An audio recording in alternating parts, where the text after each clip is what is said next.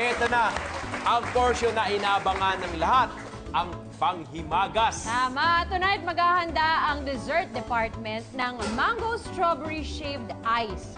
Social. Social. Oo. So, magagadgad tayo ng ice. Dito. Lalagyan natin ng mango syrup. Oo. At ibabaw ng strawberries at mango. Siya na yun. Yun na yun? Yun na yun. Sige, dito. Ito ba yan? Yes? Lagyan natin dito. Ay, nakabiti. Nalagyan ko na ng ice ito para maging crush Crush na siya. ice. Correct. Excuse me po sa chan, mawalang galang. Okay.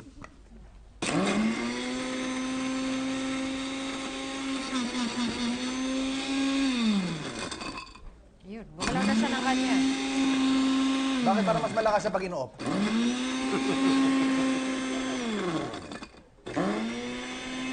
Kailangan pinatatalon siya. Kailangan mas maliliit. Hambalos.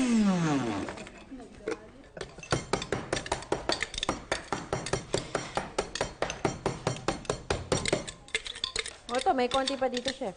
Lagay ko na. May nalikom na tayo dito. Okay. Where you go?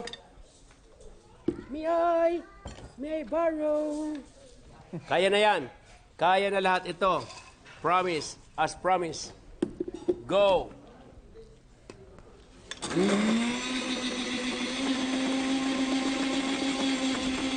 Wala nang maramdaman yung daliri ko sa manhid, ah. Sanginig, ah. Ayan! Pwede na yung iba. Ayan, oh. Ha. Ikaw naman. Crushed. Ayan. Crush Ice. talaga. Crush na crush. Ayan. Okay. Ayan, ayan. Galing mo, chef. Pwede ka mag-yellow. May carrot boy, may yellow boy. Sino na? Okay, lalagyan natin siya ng mango syrup. Wow. Wow, sarap. Para may Dululu. flavor yung ating ice, di ba? Mhm. Yun lang. Ayan. Bago natin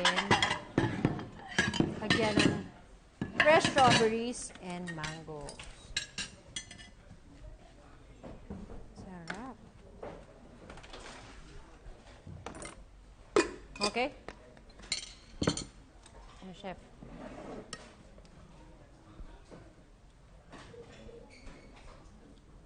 Social, ah. Social. Kaso Social, dala-dala ah. lang.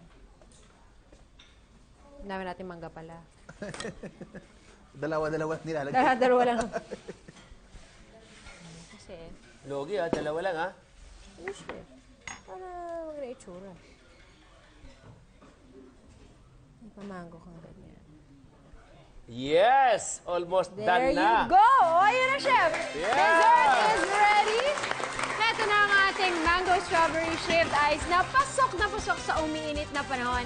B1, B2! Serve na yan! Sige. Sir? Ito na pinakamasayang guesting ko. I'm sure. Cheers! Cheers! Thank you very much. Cheers! Cheers! Sarap. Ba, zero pa lang masarap na. You know.